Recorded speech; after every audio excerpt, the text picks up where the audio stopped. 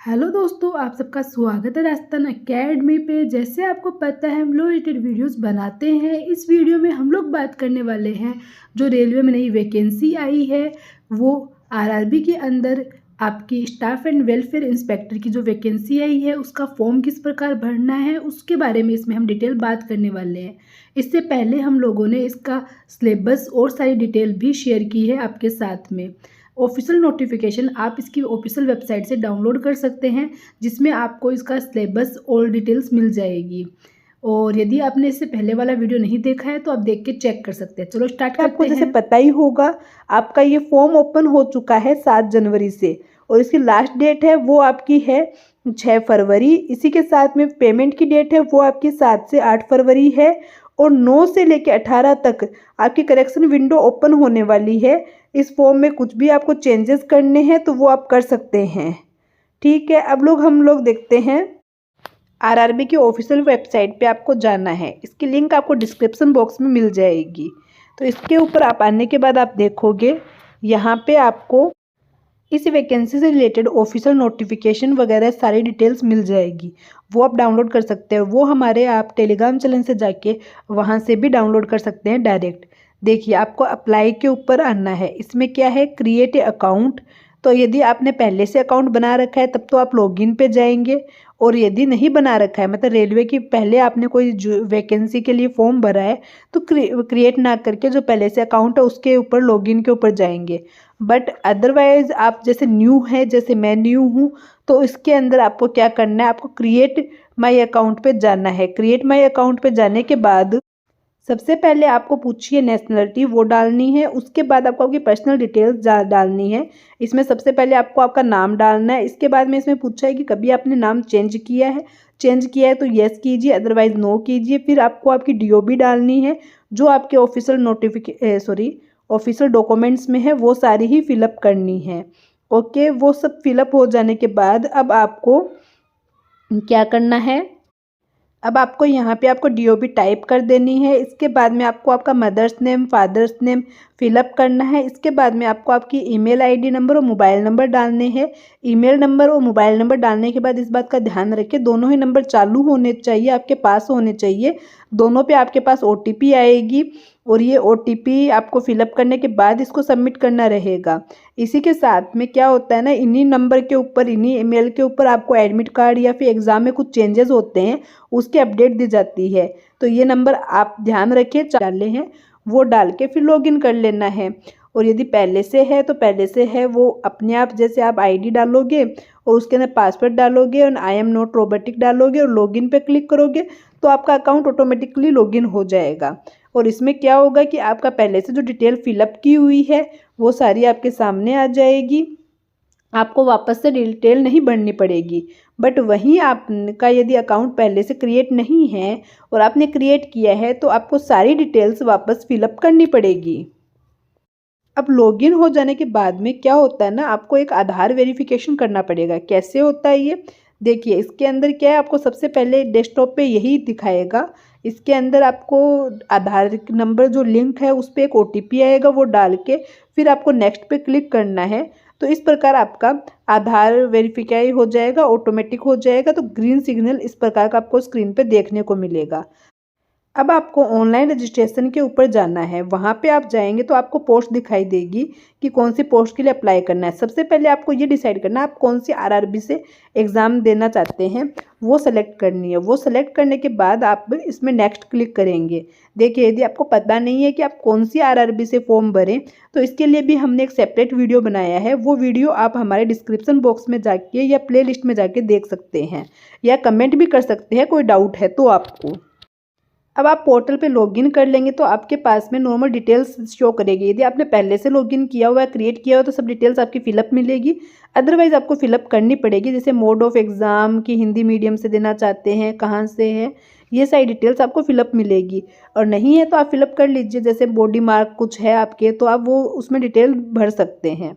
ठीक है, इसके बाद आप अब आप ओबीसी से है या कौन सी कास्ट से है वो आपको सेलेक्ट करनी पड़ेगी कास्ट के अंदर। यदि आप ओबीसी या फिर कुछ सेलेक्ट करते हैं स्पेशल एसटी एससी, तो आपको उसके लिए जो डॉक्यूमेंट है बना हुआ आपका जाति प्रमाण पत्र है जो कि वैलिड डेट के अंदर होना चाहिए, कास्ट सर्टिफिकेट, वो आपको आपके पास होना चाहिए, आपको अपलोड करना रहेगा। फिर इसके बाद में आप पर्टिकुलर कौन सी जाति के अंदर आते हैं उसका आपको नाम टाइप करना पड़ेगा। अब आपको जो भी आप जिस भी कास्ट से आप कर रहे हैं उस सर्टिफिकेट को कहाँ से लिया है और क्या डेट है उसकी, वो सारी आपको फिलअप करनी है। वो सब फिलअप हो जाने के बाद आपको आपका पोस्टल एड्रेस जो है आपका, जो आपका एड्रेस है उस एड्रेस की डिटेल भरनी पड़ेगी। पूरा फुल डिटेल में आपको एड्रेस फिलअप करना पड़ेगा।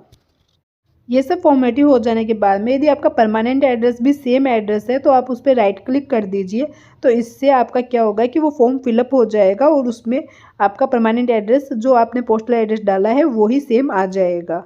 अब इससे रिलेटेड अभी तक आपको कोई प्रॉब्लम हुई है तो वो आप कमेंट करके पूछिए, हम लोग उससे रिलेटेड अलग वीडियो भी बना देंगे और कमेंट में भी आपको रिप्लाई मिल जाएगा।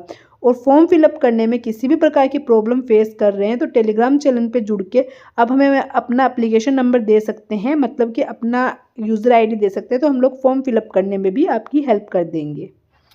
अब आपको यदि फ्री ट्रैवलिंग पास चाहिए, मतलब ये SC ST के लिए अवेलेबल है अभी तक, तो इसके अंदर आपको इस पर येस करना पड़ेगा। अपना नियर बाई जहाँ से आपको टिकट चाहिए उस स्टेशन का आपको डिटेल डालना पड़ेगा। जिस भी स्टेशन से आपको पास चाहिए उसका आपको डिटेल फिलअप करना पड़ेगा। वो डिटेल फिलअप हो जाने के बाद, आपका एड्रेस फिलअप हो जाने के बाद आपको सेव ये पर क्लिक करना है।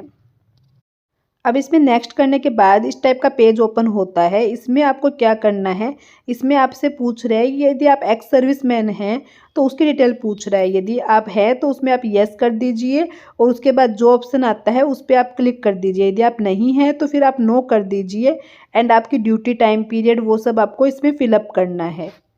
अब इसके बाद नेक्स्ट में PH कैटेगरी के अंदर आते हैं तो आपको येस करना पड़ेगा और आप कौन सी डिसेबिलिटी के अंदर है वो आपको बतानी पड़ेगी, सारी डिटेल फिलअप करनी पड़ेगी। अदरवाइज़ आप इसको नो करके आप नेक्स्ट पे जा सकते हैं। यदि आपके पास EVS सर्टिफिकेट है तो आप येस कर दीजिए, अदरवाइज नोट कर दीजिए। EVS सर्टिफिकेट क्या होता है, ये नॉर्मली क्या होता है ना, आपकी फैमिली की आय यदि 50,000 से कम है तो वो इसके अंदर आती है। तो आप यदि मतलब बैकवर्ड वर्ड के अंदर है तो उसमें होता है। तो EVS सर्टिफिकेट यदि आपके पास में है तो आप इसको येस कीजिए, या आपके पास BPL कार्ड है, BPL कार्ड है तो भी आप इसको येस कर सकते हैं। इससे क्या होगा, इससे आपकी फ़ीस कम हो जाएगी, फ़ीस में रिलेशन मिलेगी आपको, ठीक है। तो अब इसमें आप येस कर देते हैं तो आपको इसमें सर्टिफिकेट नंबर आपका डालना पड़ेगा, उसकी डेट डालनी पड़ेगी, सारी डिटेल्स फिलअप करनी पड़ेगी इसमें। इसके बाद अब आप रेलवे कर्मचारी है तो आप यहाँ पे येस करेंगे और सारी डिटेल्स फिलअप करेंगे, और नो यदि नहीं है तो नो कर दीजिए। अब इसके बाद क्या है, बैंक डिटेल्स फॉर रिफंड। इसमें क्या होगा कि आप जो फीस फिलअप कर रहे हैं, जैसे आपको पता ही है रेलवे में फ़ीस रिफंडेबल होती है। जनरल में है तो आपकी एक परसेंटेज में कटेगी, आई थिंक इसमें 500 है और आपकी 400 फीस रिटर्न होने वाली है।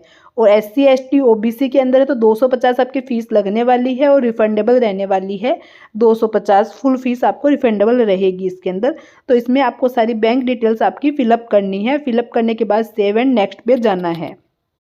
अब क्वालिफिकेशन के ऑप्शन के अंदर आपको आपकी क्वालिफिकेशन पूरी फिलअप करनी है, सारी डिटेल्स भरनी है क्वालिफिकेशन के अंदर कि आपने कौन सी क्वालिफिकेशन कर रखी है। अब क्वालिफिकेशन के अंदर क्या करना है, आपको सबसे पहले 10th का फिलअप करना है। इसमें 10th का आप क्वालिफिकेशन क्लास चूज़ करेंगे, फिर उसके बाद में कौन से आपने स्टेट से की है एंड आपका कौन सा बोर्ड रहा है और कौन से ईयर में की है। ये सब फिलअप हो जाने के बाद में आपको आपका डॉक्यूमेंट जो है उसका नंबर भी अपलोड करना है, मतलब सर्टिफिकेट नंबर होते हैं, सिविल नंबर, तो वो भी इसके अंदर डालने हैं। इसके बाद आप 12th का डालेंगे, आपकी ग्रेजुएशन का डालेंगे, मास्टर्स का डालेंगे, जो जो आपके वैकेंसी के अकॉर्डिंग रिक्वायरमेंट है एजुकेशन की, क्वालिफिकेशन की, वो आप इसके अंदर फिलअप कर देंगे।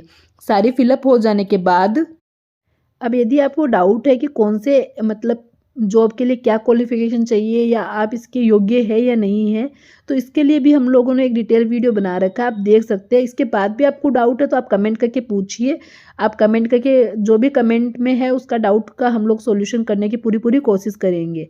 इसके अलावा कुछ भी RRB से रिलेटेड आपके मन में क्वेश्चन है तो वो आप हमें कमेंट करके पूछ सकते हैं।